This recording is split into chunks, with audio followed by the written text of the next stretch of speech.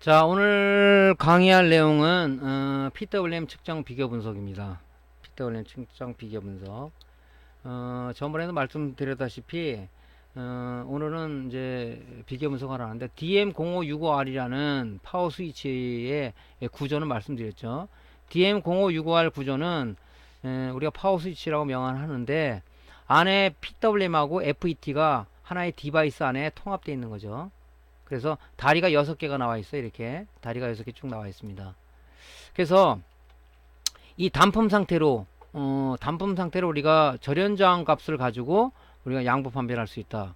일단 어떻게 하냐면은 디지털 테스터기에 이 저항 레인지로 우리가 맞춰 놓고요.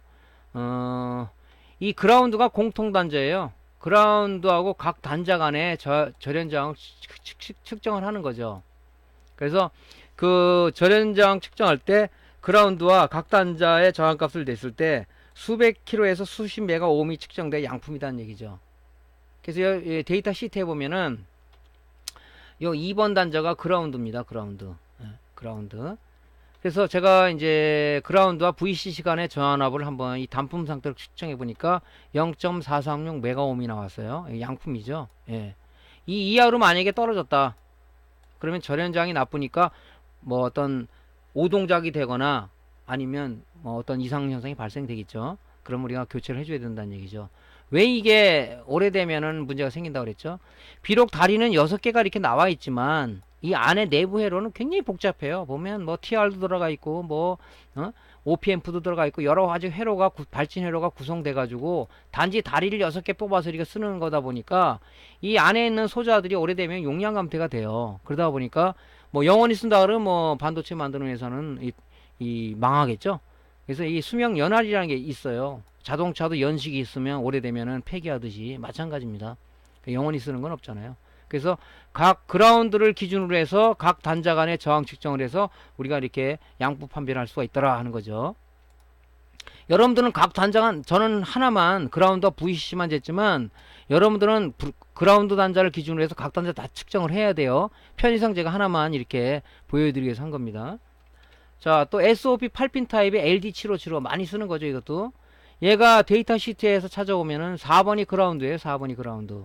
이 4번을 그라운드로 해서 디지털 테스터기 저항 모드로다 놓고 이 그라운드와 VC 시간 또 그라운드와 뭐 HV 간 이런 식으로 재가지고 그 단자 간 저항이 수십 킬로에서 수십 메가 오미 하는 양품이다. 요것도 지금 제가 그라운드와 VC 시간 한번 재봤어요. 0.419 메가 오미라는 얘는 양품이죠. 뭐 각 단자 간 저항을 측정해서 여기가 기준에 맞냐 아니면 떨어져 있냐 이걸 우리가 판정해서 교체 대상이다 아니다를 우리가 알 수가 있겠죠.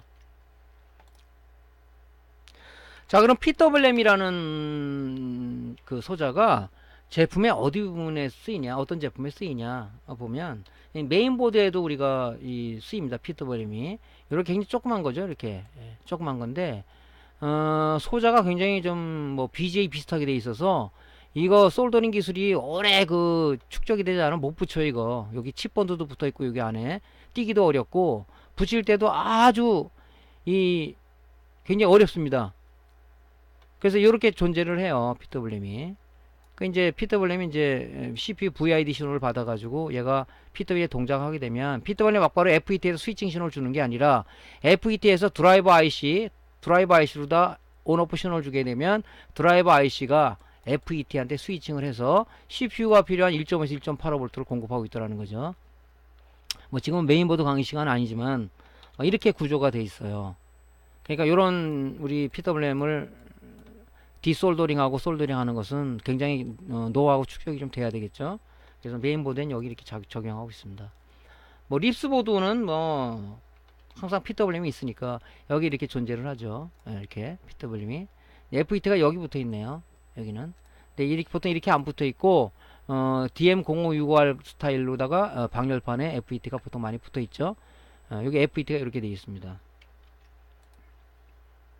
패널보드에도 보면 여기 PWM이에요. 자, LVDS 커넥터를 통해서 뭐 28, 29, 32 VCC 단자인데 그죠? 열로 5V가 입력이 되면 여기 지금 TCP에 붙어 있는 이런 LDI 칩, LCD 드라이버 IC는 뭐냐면은 스케일에서 받은 신호를 이쪽으로 주게 되면 얘가 이제 화면에 어떤 글자라든가 이미지를 구현해 주는 IC죠. 얘가 굉장히 중요하죠. 예? 그래서 이 LDI 칩들은 5V 가지고는 동작이 안 돼요. 보통 뭐 15에서 한 20V 이상을 가해줘야 되기 때문에 여기서 이제 승합을 해서 주는 거란 말이에요. 그래서 이 승합 때문에 이 PWM이 있는 거예요. 승합을 해서 이 LDI 칩에 공급을 하는 거죠. 물론 여기서 다운해 가지고 뭐 이 레귤레이터를 통해서 뭐 스케일에도 공급되고 뭐 그런 역할 하지만 그 여기 보면 이 저희 뭐야 코일 있잖아요. 그죠? 코일 바로 옆에 요 그 근처에 보면 요렇게 PWM이 붙어 있어요. 요런 것이 이제 그 PWM이다. 패널보드에도 이렇게 있습니다. 이것도 잘 나가죠, 많이. 예, 많이 이것도 좀 손상이 되는 편이에요. 뭐 VC 전압이 분명히 LVD에서 나오는데 여기서는 안 나오더라. 이 쇼트가 돼서 그러는 거잖아요. 자, 인버터 보드에도 보면 아주 PWM 하나가 딱 존재를 하죠. FET가 지금 두 개가 있죠. 자, FET 두 개. 얘는 얘를 담당하는 거고, 얘는 얘를 담당하는 거고. 왜 두 개냐고 물으신다면, 백라이트가 안에, 위에 하나 있고, 상에 하나 있고, 그죠? 하에 하나가 있잖아요. 얘는 얘를 켜주는 거고, 얘를 담당하는 거고, 얘는 얘를 담당하는 거죠. 그죠? 이런 식으로. 그래서, 근데 왜 PWM 여기는 하나냐? 얘는 듀얼 타입이잖아요. PWM 동작하게 되면, 이 아웃풋 하나가 얘를 공급해주고 아웃풋 2는 얘를 공급해주고 그래서 스위칭을 해주는 거죠. 그래서 이렇게 되어 있습니다. 그래서 인버터 역시도 PWM이나 이 FET 이런 거 물론 트랜스 2차 쪽도 많이 나가지만 FET도 굉장히 많이 나가는 소자 중에 하나죠. 두 개면 꼭 하나가 두 개 다 나가는 경우는 그렇게 많지 않고 꼭 하나가 나가서 뭐 깜빡된다든가 뭐 이런 그 현상들이 많죠. 나갑니다 이것도. 예. 그래서 인버터도 이렇게 PWM이 존재하더라. 자, PWM 양부 측정 장비는 뭐 무엇가 있느냐? 뭐 항상 디지털 테스터기는 우리가 뭐 우리 곁에서 없어서는 안 될 그런 중요한 뭐 측정 장비죠.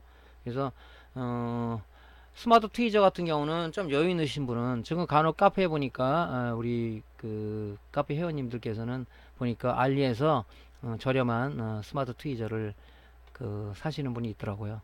열정이 좀 대단하세요. 보면 좀 해보려고 참 보면 이 수리를 하다 보면요 이 장비에 대한 욕심이 좀 많이 생겨요. 근데 저도 막 장비를 많이 사고 그랬었는데 지금 사다 보니까 안 쓰는 장비도 있고 또 여러 개인데 편해서 어떤 하나만 장비만 고집하게 되고 그런 게 많으니까 뭐 장비를 저렴한 거 사시는 거 좋지만 이왕 장비를 장만할 때 하나를 사더라도 좀 오래 쓸 수 있는 거, 지명도 있는 거, 국내에서 AS가 잘 되는 거 이런 부분들을 좀 구매하시는 거를 좀 체크 포인트로 가져가시고요.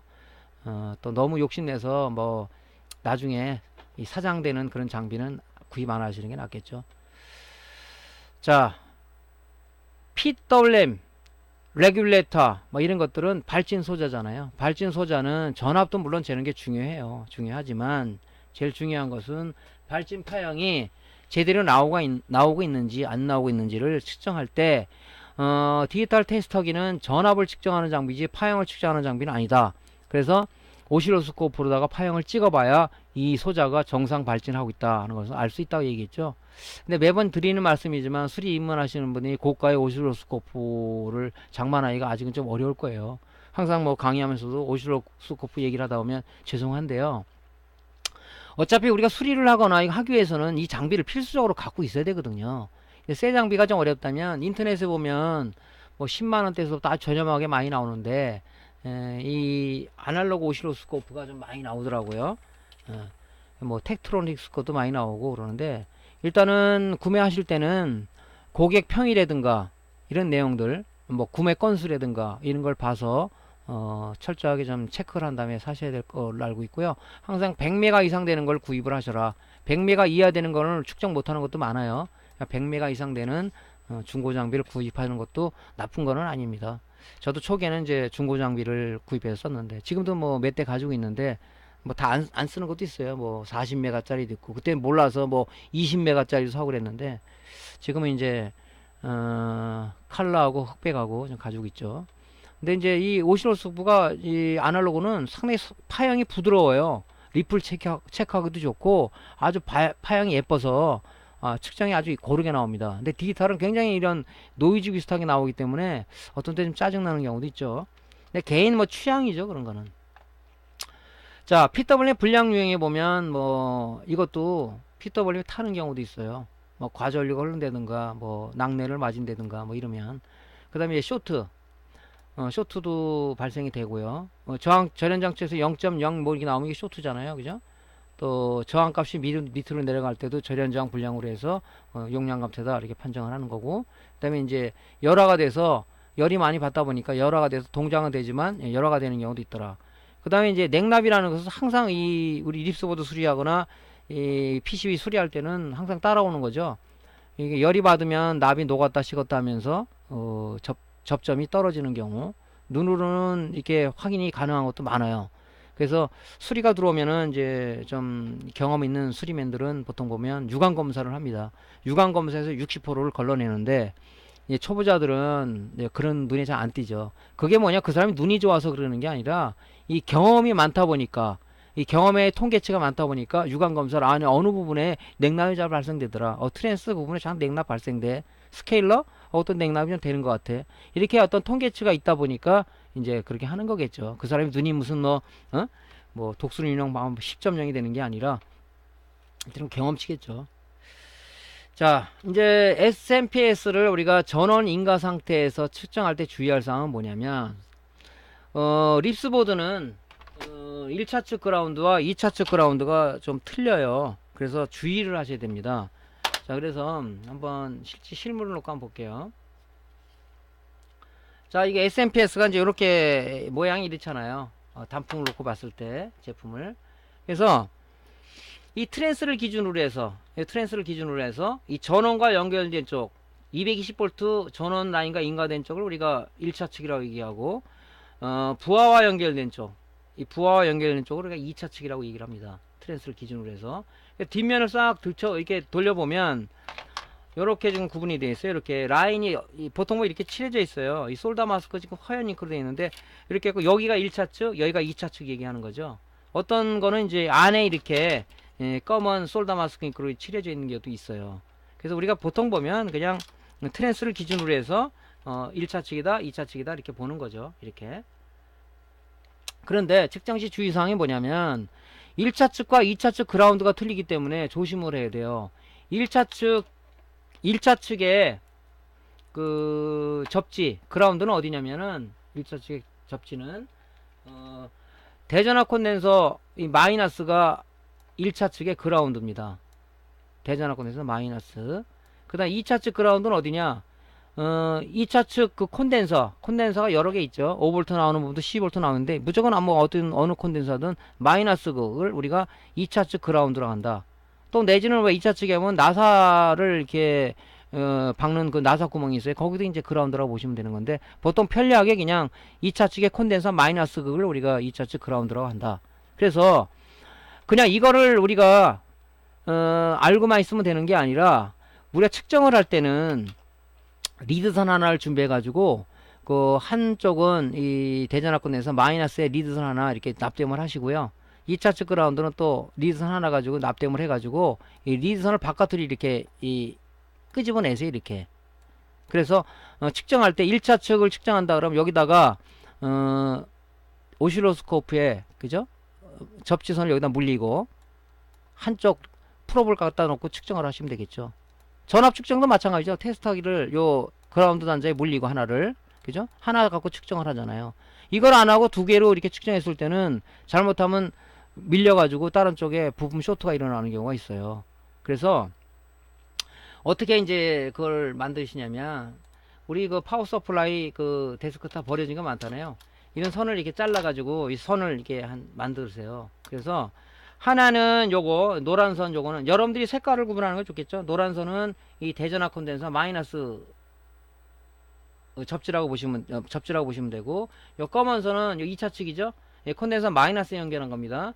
요거를 이제 접지라고 보시면 되는 거고, 또 인버터를 측정할 부분이 있으면 인버터의 콘덴서 마이너스 이렇게 되면 요것도 이제 우리가 측정할 수가 있죠.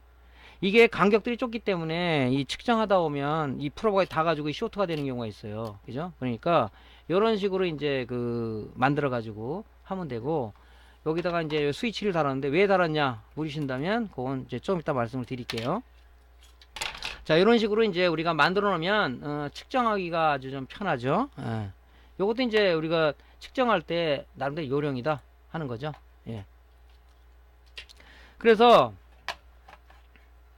1차 측과 2차 측 그라운드는 틀리다, 그런 내용을 이제 아셨죠. 그래서 우리가 이제 또 소자를 측정할 때 이 보통 보면 전원 소자들은 이 핀 간격이 좁아요. 측정할 때 다른 핀과 쇼트에서 그런 어떤 그 소자가 파괴되는 경우가 있으니까 항상 좀 조심을 하셔서 측정을 하는데, 예를 들자면 내가 PWM의 VC 전압을 좀 재보겠다. PWM VC 전압을 좀 재보겠다. 그러면 자, 이렇게 놓고 한번 볼까요?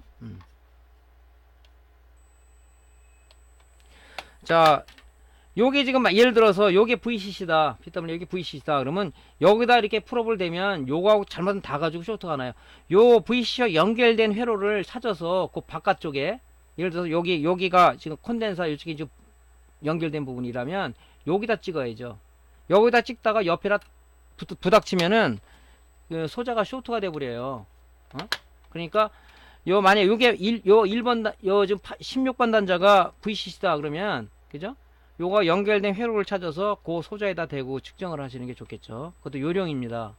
그러니까 회로를 못 찾겠어요 그러시는 분은 브러쉬 신공 얘기해 줬죠. 디지털 텍에 부자 모아 놓고, 그죠? 브러쉬를 긁어대면 어느 부분에 연결되어 있다는 회로가 나오죠. 그걸 제가 몇 강, 4강인가 중에서 얘기한 것 같은데, 그래서 회로를 찾아가서 항상 여기다 대지 말고 얘랑 연결된 회로에 대라는 얘기죠. 예를 들어서 PWM의 아웃풋 신호, 펄스 발전 온오프 신호 어디로 들어가죠? FET 게이트로 들어가죠. FET 게이트, 그죠? 여기 FET, 여기 보면 FET 쪽에 요 게이트로 들어가게 돼 있죠. 여기 이쪽으로 게이트로. 그러니까 여기다 굳이 PWM에다가 게이트 파형을 재지 말고 FET 게이트 쪽에 파형을 딱 재면, 그죠? 되겠죠. 걔랑 연결됐으니까. 그것도 요령이란 말이죠. 여기다 대고 했을 때는 잘못하면 이 쇼트가 돼요, 쇼트가. 그럼 회로가 이 PWM이 죽는단 말이죠. 그러니까 그 회로와 연결된 쪽에 거기다 놓고 프로브를 찍던가 테스터기에 프로브를 거기다 찍어라 하는 것이 이제 측정의 요령입니다. 측정 요령. 그거 잊지 마시고요. 어떤 분은 뭐 돋보기 읽고 거기다 굳이 재려고 그러는데 그러다가는 뭐 또 문제가 될 수가 있으니까 그것도 하나의 우리 방법이다 하는 내용을 말씀드린 겁니다. 자, 그리고 어떤 사람은 보면 이거 파형이 왜 이렇게 안 나옵니까? 막 그런 얘기를 해요. 왜 그러냐면은 여기는 전압 폭을 늘리고 줄이는 거고, 요쪽 오시로스코프 요쪽, 그러니까 여기죠. 여기는 전압폭, 요거는 진폭을 조정하는 거예요. 그죠? 요게 만약에 지금 재는 게 10V, 그게 3V가 나오는데 10V 재면 파형이 좀 그러겠죠. 그러니까 요거는 전압폭을 좀 늘리고 줄이는 폭이고, 요쪽 오른쪽 단자는 이 진폭을 조정하는 거예요. 진폭을. 그래서 볼 땐 전압과 진폭 노브를 돌려서 맞춘 다음에 측정을 해야지, 그 밑에 있는 걸 전압과 진폭 조정을 잘 안 하고 가면은 적은 신호 같은 경우는 잘 안 보인단 말이죠. 그래서 오시로스코프를 사용하는 방법부터 한번 강좌를 하긴 해드려야 되겠는데, 그래서 아직 잘 활용하지 못한다 그러면 그런 게 있어요. 그래서 이 전압과 진폭 노브를 잘 돌려서 맞춰서 측정을 해야 됩니다. 자, 그래서 제가 조금 전에 말씀드렸죠. 1차 측은 220V 전원과 연결된 쪽을 얘기하는 거고, 2차 측은 부하와 연결된 쪽이다. 자, 트랜스를 기준으로 해서 이쪽이 전원과 220V 전원과 연결된 쪽이 우리가 1차 측, 부하와 연결된 쪽. 자, 여기서 커넥터에서 뽑죠. 12V, 5V 여기서 나가죠. 요게 바로 이제 2차 측이다 이렇게 얘기를 하죠. 2차 측 이렇게 보는 겁니다. 그래서 아까 말씀드렸지만 1차 측 그라운드, 그죠? 1차 측 그라운드는 요 대전압 콘덴서 마이너스에다가 이렇게 딱 대시고요. 그 다음에 2차 측은 2차 측 콘덴서 아무 콘덴서나 마이너스에다 이렇게 콘덴서를 대고요. 1차단이죠. 여기가 1차단, 여기가 2차단. 자, 이렇게 표시가 되어 있네요. 이렇게 솔더 마스크 잉크로 하얗게 1차 측입니다. 여기는 접지가 틀려요. 이렇게 나름대로 암시를 주는 거죠. 예. 자, 이쪽 부분 뭐예요? 이쪽 부분은 반을 딱 갈아서 여기는 인버터 부분이죠. 인버터 부분. 인버터 단위에요. 이쪽은. 여기 PWM이 있고 스위칭 FET가 양쪽에 두 개 있고, 그죠? 그래서 여기도 리드선 하나 빼서 여기다가 우리 절대 이 콘덴서 마이너스죠. 여기가 돼가지고 리드선 하나 뽑아 놓으면 측정할 때 굉장히 좋다. 측정할 때는 리드선만 이렇게 리드선이 빠져요. 이게 리드선이, 그죠? 리드선이 빠지니까 여러분들은 어떻게 하냐면 리드선을 납땜을 하고 요 앞단에다가 요 앞단에다가 이렇게 우리 버려진 거 많잖아요. 버려진 거 앞단에다 이렇게 요 프로브를 물리기 좋게 요게 선만 이렇게 해놓으면 빠져요. 이 프로브 이 악어 클립에서. 그러니까 요렇게 우리 저 모니터 수리하다 보면 많이 나오지 않습니까? 요런 거 많이 갖고 있을 거예요. 잘라가지고 납땜해서 여기다 이렇게 물려놓으면, 그죠? 물려놓으면은 사용하기가 좀 편하죠. 이렇게.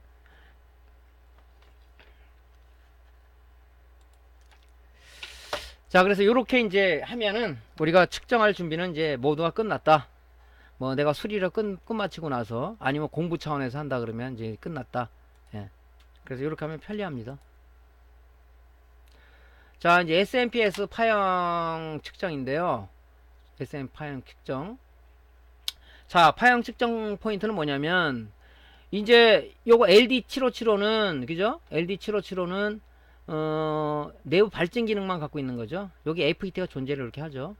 FET가 얘가 스위칭 신호를 아웃풋으로 보내준다고요. 여기서 그럼 이제 온오프 스위칭을 해서 이제 나오는 건데, 측정 포인트는 뭐냐면 요 아웃풋 쪽에 발진 파형이 진짜 이렇게 나오고 있냐, 그죠? 온오프 신호죠. 야, 보면 이게 온타임, 그죠? 오프타임, 온타임, 오프타임, 껐다 켜라, 껐다 켜라, 껐다 켜라 하는 주면 이 FET의 드레인에 310V를, 그죠? 310V가 걸려 있는데 얘를 온오프 스위칭을 해서, 그죠? PWM이 온오프 스위칭을 해서 DC를 AC화해서 어디를 주는 거예요? 여기 트랜스 2차단에 주는 거죠. 그러면 상호 인덕턴스에서 2차 측에 유도 기회를 발생된다. 그러면 쇼트기 다이오드와 코일과 콘덴서를 통해서 2차 측에 12V가 나오든 5V가 나오든 하겠죠. 그러면 여기 지금 파형, 이 PWM 온오프 신호가 지금 제대로 들어가 있나, 이런 파형. 이게 파형이 바로 이런 거죠. 이렇게, 그죠? 온타임과 오프타임, 온타임과 오프타임, 온타임과 오프타임, 이런 식으로 해서 얘가 지금 들어가고 있는지 측정을 해봐야 되겠죠. 여기가 측정 포인트 하나고요. 두 번째 측정은 뭐냐면 이 드레인 쪽에 이게 지금 온오프 스위칭을 하게 되면 직류가, 그죠? 맥류 성분으로 DC가 AC 성분으로 바뀌죠. 여기 드레인단 찍어보면 파형이 이렇게 나옵니다.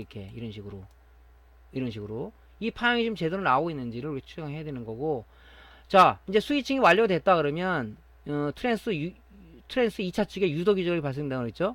그럼 여기는 쇼트키 다이오드를 들어가기 전에 여기는 바로 맥류성 파형이에요. 여기다 재면은 바로 이런 맥류 파형이 나온다고요. 이런 파형을 재기 위해서 하는 거죠. 이 지금 PWM이 동작하려고 그러면 조건이 뭐죠? 이 VC 전압이 공급돼야 된다 그랬죠. 근데 LD757호는 이 기동전압이라고 그래가지고 저항을 통해서 전압강을 통해서 먼저 여기다가 공급을 합니다. 스타팅을 먼저 시켜줘요. 스타팅이 되고 나서 정상적으로 이제 여기서 1차단에 탭을 하나 따가지고 여기서 다이오드와 콘덴서를 통해서, 그죠? 제너다이를 통해서 콘덴서를 통해서 여기다 VC 전압을 정상 강해지면 얘는 이제 끊어지는 거죠. 내부 회로가. 그래서 VC 전압이 중요한데 이 VC 전압이 얘가 동작되려면 VCC 공급 전압은 최소한 11에서 25V를 가해주면 된다. 동작을 한다는 거죠. 뭐 꼭 12V가 아니라 뭐 25V 미만을 걸어도 동작이 돼요. 이 미니멈에서 맥시멈 전압이 있어요. 그죠? 여기 보면. 그래서 11에서 25V를 가해주게 되면 VC가 동작을 한다. 그러면 11V 밑으로 5V를 가해줬다. 얘 동작 안 되겠죠? 그래서 데이터 시트에 보면은 서플라이 볼테이지 VCC가 있어요. 미니멈 최소 몇 볼트에서 몇 볼트를 공급해 줘야 된다. 그리고 콘덴서가 있어요. 여기 제너 다이오드를 통해서, 그죠? 여기 콘덴서를 통해서 VCC 하나 공급되는데 바로 어떤 놈이냐면 아주 그 조그만 그 47 마이크로라 그래가지고 아주 조그만 콘덴서가 하나가 있어요. 여기 보시면 어디냐면 립스보드를 잠깐 이게 살펴보면요. 바로 여기 보면 여기 요놈 47 마이크로 요게 바로 VCC 공급되는 전압의 저 콘덴서예요.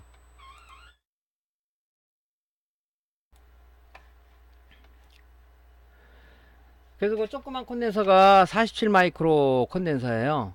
그러면 VCC 캐피시터는 여기도 보면 최소한 10에서 47 마이크로까지 써라고 이렇게 돼 있죠. 미니멈 맥시멈 이렇게 돼 있습니다.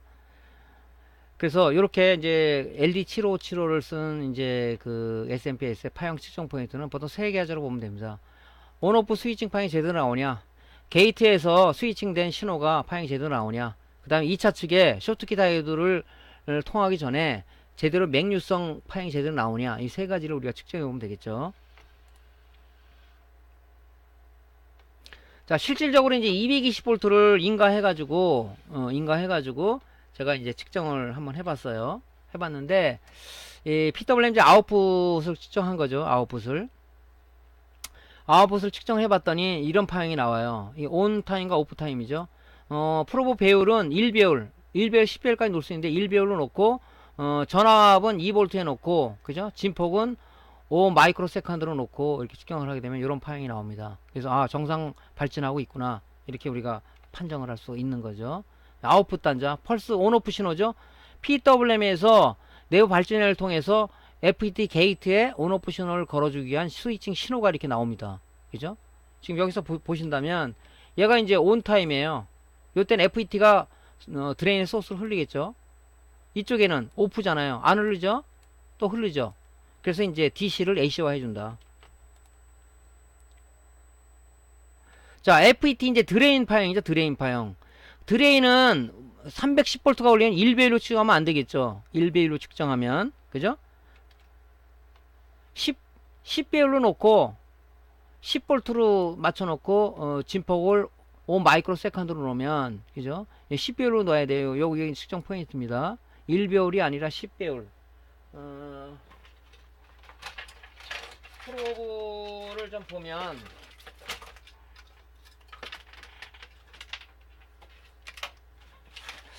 여러분들이 지금 오시로스코프를 좀 안 갖고 계신 분이 있을지 모르겠는데, 프로브를 보면요, 여기 이렇게 돼 있어요. 요 밑에가 1배율, 요 스위치를 위로 올리면 이렇게 이게 10배율이에요 1배율 10배율. 그래서 FET 드레인 파형을 측정할 때는 1배율이 아니라 10배율로 놓고 해야 저 파형이 제대로 나오죠. 뭐 오실롭스가 망가지냐고요? 아, 망가지진 않습니다. 예. 파형 자체가 안 보이겠죠. 그래서 요거를 위로 딱 올려놓고 배율을 올려놓고 측정하면 됩니다. 그러면 지금 그림에 보다시피 이렇게 그 파형이 이렇게 나와요. 그죠? 요게 뭐라 그랬어요? 전압 조정 파형, 저 노브. 요건 진폭 조절 노브라고 그랬죠? 요게. 그래서 여러분들이 오시로스코프도 잘 조정을 하고 맞춰 보셔야 돼요. 그래서 잰 거예요, 이렇게. 쇼트키 다이오드도 마찬가지죠. 쇼트키 다이오드도 측정을 이제 여기서 해보니까 여기가 쇼트키 다이오드죠. 쇼트키 다이오드는 뭐예요? 여기 지금 트랜스 쪽 부분인데 트랜스 쪽 여기다 된 거죠. 여기다 되니까 이런 그 맥류성 파형이 나오죠. 지금 제 오시로스코프가 이게 좀 약간 좀 이상해요. 좀 마팅해 가려고 그러는지 몰라도 좀 이상하게 좀 뭐 이렇게 막 겹쳐서 나오고 그래서 지금 저쪽 고객 지원부하고 좀 조율 중인데 지금 좀 조정을 좀 해야 될 것 같습니다. 그래서 지금 채널 1이 되는데 이제 2에다가 이제 꽂고는 안 해봤는데 얘 채널 1이 망가지면은 채널 1하고 2가 있잖아요. 여러분들도 이게 망가지면 이 2를 쓰면 돼요. 2에다 꽂고 조정을 해서 쓰면 되는데 아직까지 이게 안 해봤습니다. 지금 깨글러서 제가. 자, 이제 파형도 중요하지만 진짜 제대로 전압이 지금 들어가고 있는지 그걸 측정해 본 거죠. 이게 지금 PWM이잖아요. 이게 PWM. 그죠? PWM이라고요. VC 단자를 막바로 여기다 대지 말라고 그랬죠. 이게 잘못하면 이 쇼트가 된단 말이에요. 이게 그럼 나가버려요. 그러니까 그 연결된 단자하고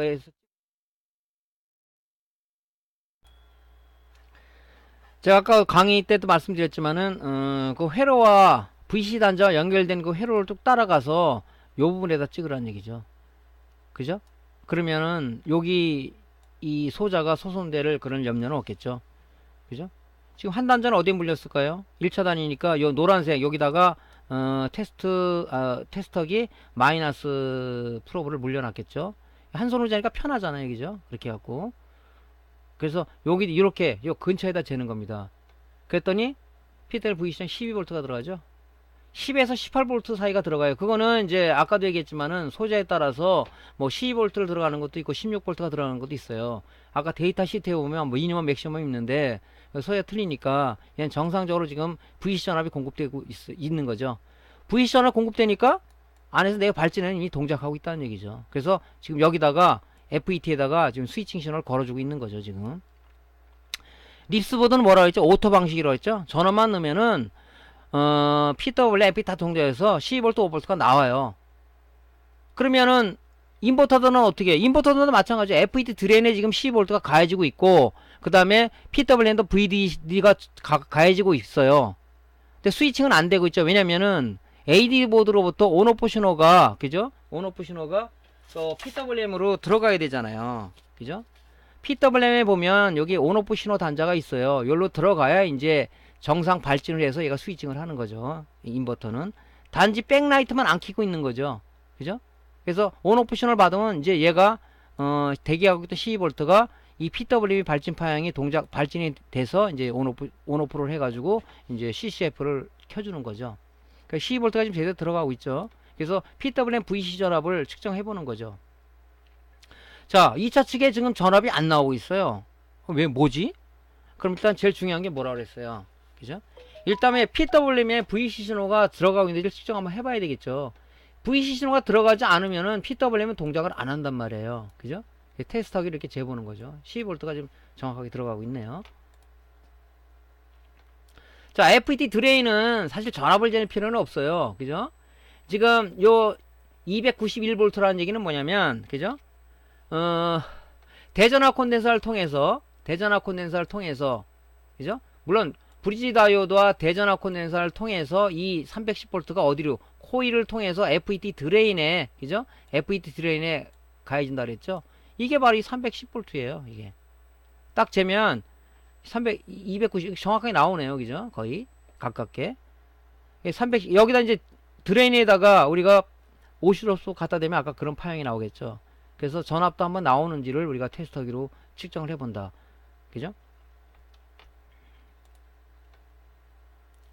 쇼트키 다이오드 5V 단전. 자, 지금 요거는 이제 쇼트키 다이오드가 3핀 다리로 되어 있는 건데, 그죠? 양쪽으로 여기에 1번과 3번으로 맥류가 들어가서 2번으로 이 DC가 나오는 거죠. 여기가. 그래서 가운데 전압을 한번 재봤어요. 근데 5V 단이에요. 지금 5V하고 12V 단이 있는데, 12V 단인데, 지금 5V 단을 제가 한번 재본 거예요. 재봤더니 4.98V가 나오네요. 정상입니다. 그럼 파형은 어디다 되느냐? 그죠? 여기다 대든, 요 트랜스를 통해서, 여기 트랜스예요, 여기 트랜스. 트랜스에서 여기로 연결되는 거 아니까, 맥류가 여기로 들어가는 거 아니에요, 여기로. 그러니까 여기다 재면은, 아까 같은 맥류성 파형이 나옵니다. 그래서, 양부 판별을 하는 거죠. 그게 되게 중요하죠. 12V 단은 마찬가지로 쇼트키 다이오드가 두 개 있다고 그랬죠. 얘는 5V 단 쇼트키, 얘는 12V 단 쇼트키죠. 그래서 양쪽으로 맥류가 들어가서 가운데로다가 12V가 출력되다 보니까 12.42V. 예전에는 이게 재면은 어떤 사람은 사장님 이거 왜 19V가 나오죠? 그런 사람들이 왕왕 있었어요. 왜냐면 얘가 지금 부하를 안 걸어준 상태 아닙니까? 무부하 상태에서는 이게 이 12V가 아니라 19V 나올 수가 있어요. 옛날에 3복과 같은 게 막 그랬는데, 그래서 고장이 아니라 부하를 걸어주면 정상 12V가 나옵니다. 근데 요즘은 이 12V가 나오게끔 회로가 구성이 되어 있기 때문에 예전처럼 19V가 뭐 허무맹랑하게 나온다든가 그러지는 않습니다. 이렇게 회로가 구성이 되어 있죠. 자, 이렇게 요게 2차단 쇼트키 다이오드 출력 전압을 한번 재본 겁니다. 그래서 2차 측에 전압이 안 나온다 그러면 일단 여기, 그죠? 5V 단의 가운데 전압이 제대로 나오고 있는지, 그지? 한번 재봐야 되겠죠? 그죠? 먼저, 이쪽에 5V, 12V가 지금 안 나오고 있어. 0V야? 왜 그러지? 그러면 일단은 앞단을 뒤지라고 그랬죠. 쇼트키 다이오드 가운데를 재봤더니 아무것도 안 나와. 그렇다니 결론적으로 1차 측에서 발진을 안 하고 있다. 그러면 아까처럼 VC 전압이 제대로 들어가고 있는지, 물론 이런 내용은 이제 수리 실무에 들어가서 할 내용이지만 잠깐 터치를 하고 들어간다면 그런다는 얘기죠. VC 전압이 제대로 들어가고 있는데 뭐가 문제지?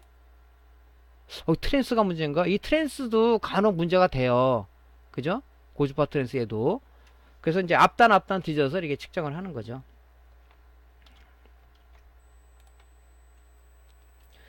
자, 립스보드에 단독으로다가 우리가 일단은 SMPS 부분을 수리를 했어요. 그 인버터도 제대로 동작되고 있는 거야.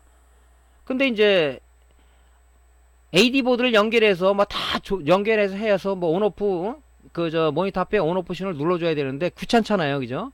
제대로 동작되고 있는지 안 동작되고 있는지를 검출하려 그러면은 일단은 인버터 동작 조건이 뭐예요? 인버터 동작 조건이 VC 전압 12V가 들어가면 VCC가 있으면 뭐 그라운드 있어야 되겠죠. VCC 그라운드 바로 온오프 신호입니다. 온오프 신호가 들어가야 PWM이 동작을 한다고요. PWM이. 자, PWM이 동작하는데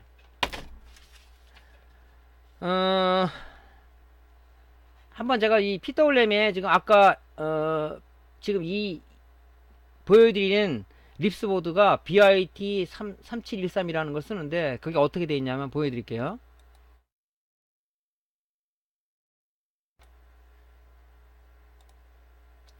자, BIT 3273 아까 제가 보여드린 것 중에서 바로 요거죠.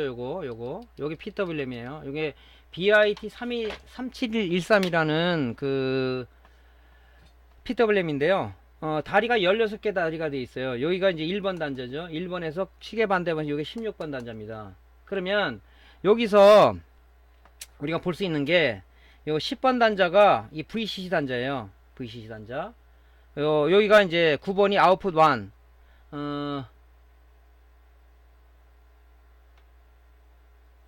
여기가 지금 6번이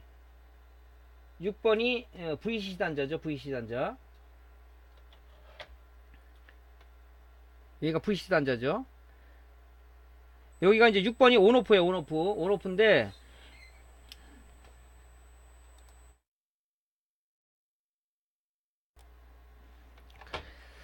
자, 여기에서 보면 온오프로 우리가 AD 보드에서 온오프 그 파워 스위치를 누르기 전까지는 여기 VC 전압 12V가 다 들어가고 있어요. 그죠? 12V가 들어가고 있다고. 근데 발진 파형은 이 FET1 스위칭 FET2로다가 들어가진 않고 있죠. 왜냐면 AD 보드에서 이 온오프 신호로다가 이 온오프 신호가 시그널이 들어와야 되는데 아직까지 안 들어오고 있잖아요. 우리가 AD 보드에서 파워 버튼을 눌렀을 때 AD 보드에서 5V 신호가 이 온오프 단자 PWM 온오프 단자로 들어가야 그죠? 인버터가 CCFL이 켜지죠. 이 온오프 단자에서 5V 온 시그널이 들어가지 않으면 얘는 동작을 안 하는 거예요. 그죠? 그래서 이 구조가 이렇게 돼 있다고요. 이게 온오프가 AD 보드에서 넘어오는 온 시그널 신호다. MCU에서 연산해서 넘어오는 그 신호죠. 이 들어가면 이 6번 단자로다가 들어가야 이제 비록 VCC라면 걸려 있지만 온오프에서 어떤 신호를 줘야 이 PWM 동작을 하는 거예요. 이런 구조로 되어 있습니다. 지금 뭐 다른 지금 뭐 인버터도 마찬가지죠. 비록 소자는 BIT 3713 안쓰기 다른 것도 마찬가지로 온오프 신호 어떤 건 이네이블 이렇게 돼 있는데 그로 온오프 신호가 들어가야 PWM이 이제 그때부터 펄스 발진해서 FET가 두 개라고 그랬죠. CCFL 상하가 있다 보니까 위에 발진해서 위에 공급해주고 밑에 공급해주고 온오프 신호를 FET 각 두 개에다가 꽂아주는 거지. 그러니까 얘는 지금 이 듀얼 방식이잖아요. PWM 하나 가지고 얘 하나 FET 하나, FET2 이렇게 공급해주는 방식이니까 이렇게 구조가 돼 있어요. 그러니까 우리가 응용을 할 수가 있겠죠. 이제 응용을 자 일단은 AD 보드 뒤에 보면 그죠? 그 AD 보드로 립스보드 뒤에 보면은 AD 보드로 넘어가는 요런 단자들이 구성이 돼 있어요. 여기 단자들이 여기 아까 그림에서 보였지만 여기 보면 1번부터 1, 2, 3, 4, 5, 6, 8개 단자가 있는데 1, 2번이 5V 단자예요. 5V. AD 보드 넘겨주는, 그죠? 여기가 AD 보드로 넘어가는 단자고, 3번, 4번이 12V 인버터로 가는 단자고, 그 다음에, 5번, 6번이 그라운드, 맨 끝에 8번이 온오프 단자네요. 여기에서 AD 보드에서 5V 신호가 넘어오면은 이 신호가 어디로 들어가냐? PWM 온오프 단자로 들어가서 그때야 비로소 PWM 발진을 해서 FET를 스위칭을 하더라. 여기 신호가 안 나오면 안 되잖아요. 그러니까 립스보드를 수리하고 나서 이 인버터가 제대로 동작되는 거 안 되는 거 하고 CCF를 켜봐야 되는데 여기다가 AD 보드 연결하기도 귀찮고 안 되겠어. 방법은 뭐냐면 바로 온오프 단자에다가 요 이게 그라운드가 아니라 이게 5V죠. 5V. 예. 5V 선 하나를 납땜해 가지고 스위치를 통해서 여기 온오프를 해주면은 얘를 눌렀을 때 5V 신호가 일로 들어가는 거죠. 그러니까 한마디로 얘기해서 립스보드를 속이는 거지, 인버터를. 그죠? 5V 신호를 얘한테 주는 거예요, 이렇게. 그죠? 통해서. 이 스위치를 누르지 않고 손을 뗐을 때는 5V 신호 안 되니까 또 저기 꺼지겠죠, 얘가. 누르면 켜지고. 그래서 5V 요 단자하고, 그죠? 스위치를 통해서 여기다가 온오프에 연결해 주는 거지, 이렇게. 그렇게 해주면 우리가 립스보드 수리하고 나서 인버터 부분까지 우리가 수리를 할 수가 있다. 이건 그라운드가 아닙니다. 이거 5V입니다. 5V. 네, 5V. 5V하고 스위치를 통해서 온오프 단자와 연결했으면 이 신호가 인버터부의 PWM 온오프 단자로 연결되는 거니까 그 신호를 주더라. 이렇게 해서 테스트를 하는 거죠. 예. 이해되셨죠? 그래서 한번 제가 동작을 시켜봤어요. 동작을 시켜봤더니 온 오프 했더니 이렇게 CCFL이 켜지더라. 이제 수리 완료됐다 하고 이제 그 모니터 케이스에다 결합을 해서 소비자한테 줘야 되겠죠. 물론 주기 전에 한 1시간 정도 에이징을 걸어놔서 또 이상 현상이 발생되는지 안 되는지를 우리가 보면 되겠죠. 자, 이제 실제 연결해가지고, 한번 동작을 한번 시켜보면 이래요. 요 스위치를 지금 누를 경우는 뭐예요? 이게 실제 AD 보드하고 연결이 안 돼 있지만, AD 보드에서 5V 신호를 강제로 넣어주는 거죠. 5V 신호를. 누르면은, CCF를 켜주고, 꺼지고, 이런 식으로 해서 스위치를 달아서 우리가 테스트를 할 수 있다라는 얘기죠. 보이시죠? 누르면은 5V 신호가, PWM, 온오프 신호로 들어가서 이제 그때부터 PWM 펄스 발진해서 온오프 신호를 FET의 게이트에 걸어줘서 스위칭을 해서 트랜스로 넘겨줘서 15,000V를 저렇게 CCFL을 공급되어서 CCFL이 켜지더라 하는 거죠. 이렇게 해도 이제 테스트하는 방법입니다. 이렇게 원리를 알면 이제 응용이 되겠죠. 그죠? 응용이.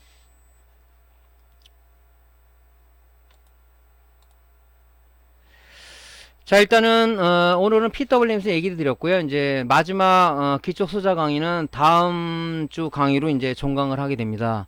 그래서 다음 강의는 이제 피드백 중심 소자인 포토커플러하고 TL431 즉 션트 레귤레이터라는 소자를 가지고 이제 할 거예요. 자, 이런 부분들이 여태까지 한 내용들이 수리하는데 굉장히 기본으로 동작이 돼요. 이 지금 1강부터 10강까지를 제대로 듣고 제대로 여러분이 한다면은 나름대로의 기초적인 수리는 할 수 있다고 저는 자부를 하거든요. 그래서 여태까지 한 내용들이 탁상 공론이 아니다는 것을 여러분들이 명심하고 중요한 것은 듣는데 그치지 마시고 여러분들이 이런 내용을 토대로 해서 내 걸로 만드는 게 중요해요. 장비는 뭐 기본적인 장비는 갖고 계실 거고 그래서 그러한 부단한 노력을 하지 않으면은 우리가 나름대로 실력은 내 앞에 오지 않는다는 거죠. 그래서 여러분들이 열심히 해주시기를 바라고요. 하여튼 앞으로 시간이 닿는 대로 이제 실무 강좌로 들어가서는 뭐냐면은 모니터 실무 강좌는 중요한 건 회로 해석입니다. AD 보드는 어떻게 동작되고 있는가? 뭐 립스 보드는 어떻게 동작되고 있는가? 패널 보드는 어떻게 동작되고 있는가?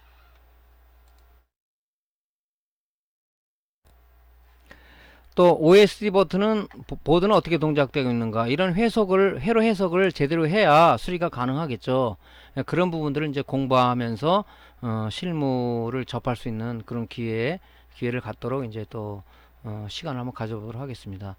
하여튼 오늘 강의 듣느라 수고 많으셨고요. 강의가 도움되셨다면 항상 말씀드리지만은 동영상 우측 하단에 있는 구독 클릭을 좀 눌러주시면 고맙겠습니다.